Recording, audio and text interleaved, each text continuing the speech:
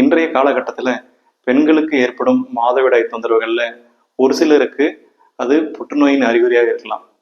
இந்த காணொலியில் பார்த்தீங்கன்னா கருப்பை புற்றுநோய் இவன் தாக்கம் எப்படி இருக்கு, அதனுடைய வருவதற்கான காரணங்கள் என்னென்ன அப்படின்றதான் பார்க்க போகிறோம். வணக்கம், நான் doctor Anand, surgical oncologist and laparoscopic surgeon.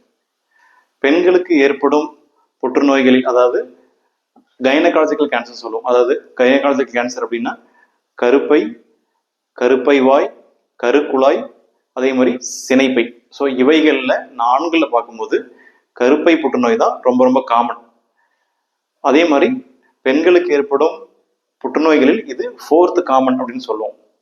காமனாக எந்த ஏஜுக்கு வருதுன்னு பார்த்தீங்கன்னா 55 to 65 இயர்ஸ், அதாவது போஸ்ட் மெனோபாசல் விமன் அப்படின்னு சொல்லுவோம். அதாவது மாதவிடாயெல்லாம் நின்ற பிறகு வருவது இது ரொம்ப காமன். ஒரு சில பேருக்கு ஈவன் பிலோ 40 இயர்ஸும் இது ஏற்படுறத நம்மளால பார்க்க முடியுது. அதுக்கு வேற சில காரணங்கள் இருக்கு, அதை வேற வீடியோ நம்ம தெளிவாக டிஸ்கஸ் பண்ணியிருக்கோம். அடுத்த விஷயம் பார்த்தீங்கன்னா அர்பன் பீப்புள், அதாவது சிட்டியில் வாழ்றவங்க, ரூரல் ஏரியாஸ்ல இருக்கிறவங்களோட சிட்டியில் வாழ்றவங்களுக்கு இது பொதுவாக காணப்படுது. அதுக்கான காரணங்களும் நம்ம பின்னாடி டிஸ்கஸ் பண்ண போறோம்.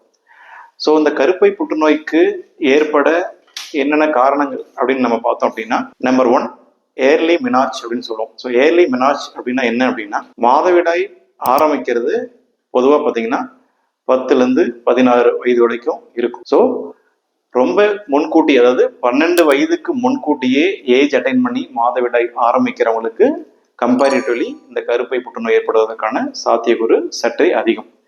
2வது காரணம் பார்த்தீங்கன்னா லேட் மெனோபாஸ். மெனோபாஸ்னா நமக்கு எல்லாருக்கும் தெரியும், மாதவிடாய் சுழற்சி முற்றிலுமாக நிற்பது. அது ஜென்ரலாக பார்த்தீங்கன்னா ஒரு 45 to 55 இயர்ஸ்ல நிறைய பேருக்கு நிறும். ஒரு சில பேருக்கு 55 இயர்ஸ்க்கு மேலேயும் ஒரு சில வருடங்கள் இந்த மாதவிடாய் நடந்து கொண்டிருக்கும். ஸோ அந்த மாதிரி லேட் மெனோபாஸ் 55 வயசுக்கு மேலேயும் மாதவிடாய் சுழற்சி இருக்கவங்களுக்கும் ஸ்லைட்லி ஒரு ஹையர் ரிஸ்க் கருப்பை புற்றுநோய்க்கு. 3வது பார்த்தீங்கன்னா நல்லிபேரிட்டி, அதாவது குழந்தையின்மை, பேரு இல்லாத பெண்களுக்கு கருப்பை புற்றுநோய்க்கான ரிஸ்க் சற்றே அதிகம். 4வது பார்த்தீங்கன்னா ஒபிசிட்டி, அதாவது உடல் பருமன். ஸோ உடல் பருமன் இருக்கவங்களுக்கு கருப்பை புற்றுநோய் அதிகமாக ஏற்படுவதையும் நம்மளால பல ஆராய்ச்சிகளில் பார்க்க முடியுது. அடுத்த விஷயம் பார்த்தீங்கன்னா மெட்டபாலிக் சிண்ட்ரோம் சொல்லுவோம். மெட்டபாலிக் சிண்ட்ரோம்ல நிறைய அடங்கும். அதில் பார்த்தீங்கன்னா டயபெட்டிஸ், அதாவது சர்க்கரை வியாதி, ஹைப்பர் டென்ஷன், அதாவது ஹை பிபி இருக்கிறது, செடன்டரி லைஃப் ஸ்டைல், அதாவது ப்ராப்பராக எக்ஸசைஸ் பண்ணுறதுல நம்ம ஃபிசிக்கலாக ஆக்டிவாக இல்லாமல் இருக்கிறது, நிறைய ஜங்க்ஸ் ஃபுட் சாப்பிட்றது, வெயிட் கெயின் ஆகிறது, இந்த மாதிரி ரீசன்ஸ்னாலையும் அந்த கருப்பை புற்றுநோய்க்கான ரிஸ்க்கு அதிகரிக்குது. அடுத்த ரிஸ்க்னு பார்த்தீங்கன்னா ஜெனட்டிக் காசஸ். ஜெனட்டிக் காசஸ்னா ஹெரிடிட்டி, அதாவது பிறக்கும் போதே அவங்களுடைய குழந்தையுடைய மரபணுவில் இருக்கிற மாற்றத்தினால நாளடைவில் ஒரு சில பேருக்கு பார்த்தீங்கன்னா இந்த கருப்பை புற்றுநோய் ஏற்படுது. அதுக்கு ஒரு எக்ஸாம்பிள் சொல்லணும்னு பார்த்தீங்கன்னா லிஞ்ச் சிண்ட்ரோம் அப்படின்னு சொல்லுவோம். அதாவது ஹெரிடிட்டரி நான் பாலிபோசிஸ் கோலோனிக் கேன்சர் சிண்ட்ரோம் அப்படின்னு சொல்லுவோம். ஸோ இது one of the genetic reasons for கருப்பை புற்றுநோய். அடுத்தது பார்த்தீங்கன்னா டமாக்சிபன். டமாக்சிபன் அப்படின்றது ஒரு மாத்திரை, ஹார்மோன் மாத்திரை. அது யாருக்கு மெயினாக கொடுக்கும்னு பார்த்தீங்கன்னா மார்பக புற்றுநோயால் பாதிக்கப்பட்டு அதுக்கு அறுவை சிகிச்சை செய்த பிறகு இந்த மாத்திரைகள் ஒரு சில பேருக்கு நாங்கள் எடுத்து சொல்லுவோம். இந்த மாத்திரைகள் தொடர்ந்து எடுத்தவங்களுக்கு ஒரு சில பேருக்கு பார்த்தீங்கன்னா கருப்பைக்குள்ளார இருக்க சத வளர்ச்சி கொஞ்சம் அதிகமாகி பின்னடைவில் ஒரு சிலருக்கு புற்றுநோயாக மாறலாம்.